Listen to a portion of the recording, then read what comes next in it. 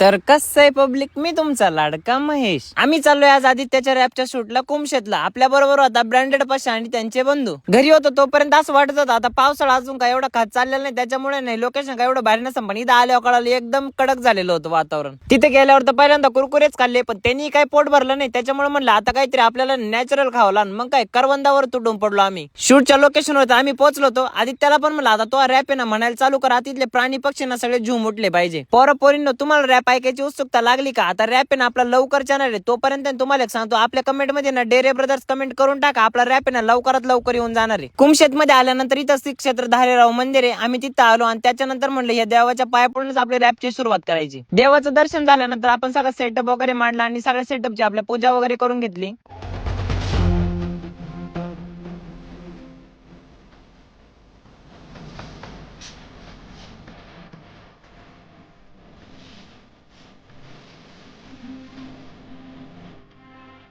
गणपती बाप्पाची आरती झाल्यानंतर ना आम्हाला ना विषय माहित नव्हता की कोकण कडा कसा असन. त्याच्यानंतर आम्ही यांना म्हणलो का ना आपण डायरेक्ट ड्रोन तिथं सोडू आणि मग बघू तिथं कसा नजारा आहे, मग तिकडे जाऊ. बरं आपली आयडिया भारी आहे का नाही? मग अशा आयडिया केल्यानंतर आम्ही लगेच गिंबल घेऊन तिकडे निघलो आणि ड्रोन पण आपलं खाली आणलं होतं. आता